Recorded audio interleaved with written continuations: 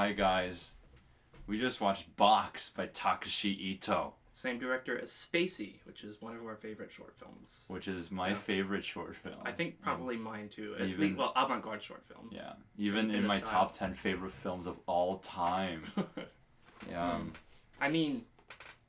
We can't talk too much about this without going into spoilers. Yeah. Because I mean, the film itself... There's no plot, obviously. Its construction is what it is. Yeah. So, yeah.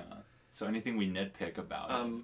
How would you compare it to Spacey in your experience? Oh, I think Spacey is a way stronger film. Same. Yeah. But Spacey is more focused. Yeah, okay. This idea Before we go any further, it is very important that if you are sensitive to colors and flashing lights, that you don't watch this movie or Spacey. Probably don't watch anything by this director because I feel like he experiments all in the same thing. Mm-hmm. Flashing lights and perception. Yeah. Yeah. Yep. Yeah. Okay, yeah, let's just go straight into it. Let's just go straight into it. If you're really into avant-garde films and films that kind of like take pleasure in distorting your perception of what you're seeing on screen, then you should check it out. I'd give it a 4. Yeah. Probably same. I don't rate short films, but that's probably what I would go with. Yeah. Okay. 4 out of 5 stars. So worth checking out. But I give Ottman 4 out of 5 stars too. But we'll compare that in a little bit. Okay, spoiler time. Yeah. Yeah, so Spacey's more focused, I feel like.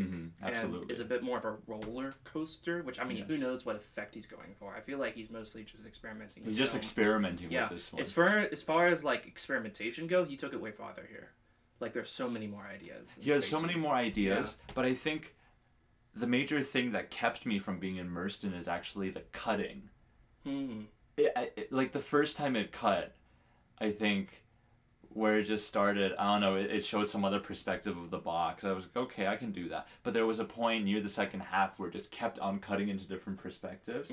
And eventually I got the role, but there was this part in the middle where I'm like, wow, every cut is just making me so much less immersed. Yeah, in Spacey there were no cuts. There was one cut. Oh, there were a few cuts. Well, yeah, there were 2 cuts, I think. Oh, there were a few cuts actually. Well, the main one is after you've seen the panels and going in and out of them for a very long time, it suddenly cuts back to the side view of the gym and the views of the walls and the ceilings. That's the only one I can really remember. I think it does that for a second, then goes back to the ride, should we say? Right, exactly. But yeah, this is. Also, I'm curious if he actually reminds me now of a very different kind of director who I think works in a similar way of this. Was he taking pieces of paper, laying them out on a 2D surface, and then did he make the box most effect? likely. That's what it felt like. I know which director you're thinking of. Yeah. Oh yeah, you know. Yeah, of course, it's Don Hertzfeldt. Yes. Yeah, because of the way he experiments with just technique on paper. Yes, he doesn't quite do that anymore because now he's transitioned into using computers more. But yeah. But if you want to see a few years ago. What's it called? I forgot. Is it The End of the World? Is that what it's called? What was the one called? With the Tchaikovsky and the evolution. Oh, that's The Meaning of Life. The Meaning of Life. Yeah. That's... Or anything he's made that isn't, like, made in the last 2 years from him. Or 3 years from him. Right, but The Meaning of Life is very special in that everything from you see lighting effects that just totally seem like they're animated on a computer. But he was so stubborn about Don Hertzfeldt. We're not talking about this guy, the guy who made Box, but it's Don Hertzfeldt. World of Tomorrow is probably his most popular thing, especially Part 1. I don't think many people know about Part 2 yet, but well, like in the mainstream. But like, I think World of Tomorrow Part 1 is still his most popular film. Is it more popular than... It's Such a Beautiful Day. Well, actually, his most popular thing would be Rejected. Oh, duh. Yeah. Yeah, so he's the director of My Spoon is Too Big. My Spoon's Too Big. Yeah, you remember that. Yeah, it's that guy. I didn't think it was that guy. Did you? Yeah, he eventually did much more experimental, much more philosophical and hefty stuff. And, The Meaning of Life is a very special film in that way. It's more plot-driven than this, but I highly recommend it. Even that's not much so, but it has more structure to it. Yeah. Well, just because of the topic it's dealing with, you kind of have to. Well, it has like a theme. The theme is the medium. Right. Yeah. Right. But there was a point. Okay, back to this film. You see. Oh, the beginning was so good though. You start with the flashing images, and you're like, okay, this is like by this point we're like, oh, this is his usual shtick with the flashing images, and then you see the 3 dimensions start to appear, and that was really really riveting at first, and then you see that the one plane that kind of turns black randomly when it turns, like that's all really good. But then so we have the image of the sky and the clouds, we have the image of the weird what is it called? Just like a square, kind of quad. A quad garden area. Oh, it's a square. Yeah, right. No. Maybe in Japanese it translates box. I mean, I know in Chinese it's a square is not a square. Oh, really? Okay. Yeah, it's just called like a land or something.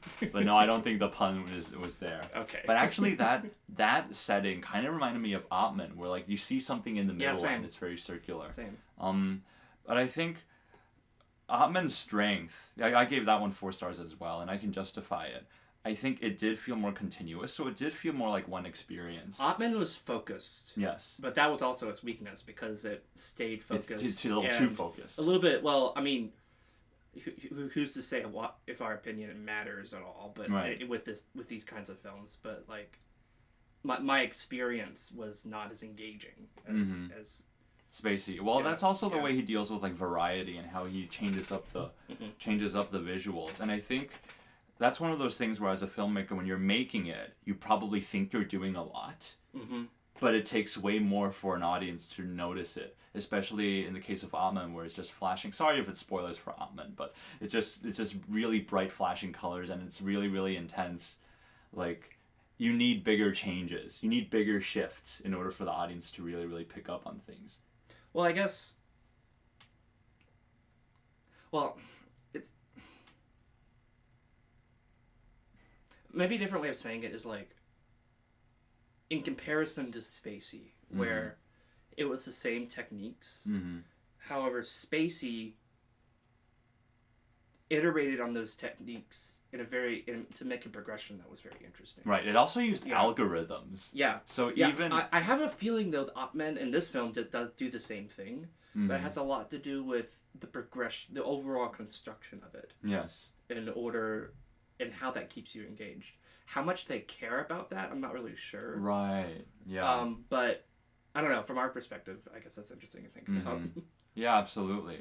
But it got to a point where you see, like, that there's the clouds, there's the square, and it just kept on intercutting between the two, and there was cutting that took me out of it. And the next time I really got engaged with it was when the lines started coming, and the cube became not a cube, but more like what that was, I realized I wasn't able to see it first. It was cubes within cubes. Really? Yeah. So he had cubes that were inside black cubes. Oh. Yeah, and then like it was hard to see because the edges weren't really defined. Right. But like it took me a while to understand. It was like cubes rotating inside the same projection. Okay. So it's sort of like going a dimension in, kind of. Okay. It seemed like. Yeah. Something else, like the algorithmic progression of it, even on a first watch, is like something Spacey does really well, is to communicate really clearly how it's developing. This film, it doesn't do that as strongly, but it does do that more than a lot of avant-garde film out there. Yeah, a lot of avant-garde filmmakers, they just think, I have an idea, I'm just going to execute it. I don't care if it's messy. Yeah, which, I mean... there are definitely very good films that have branched out. Like, not to say that it's good or bad necessarily, but something this film does really well is, like, it was much more complicated in this film, so it was a little harder to track, but, like, when there's a very noticeable change, it makes sense. Oh, that makes sense why you would do that next, because it's sort of like the next logical thing in the logic of this film. Yeah, it's good at defining its own logic. I agree. And making its logic really clear. Like, a good example is when the cubes are rotating, then you start getting shots where it's from above, and it goes from, you see 2 sides to 3 sides. That just makes so much sense intuitively. Yeah.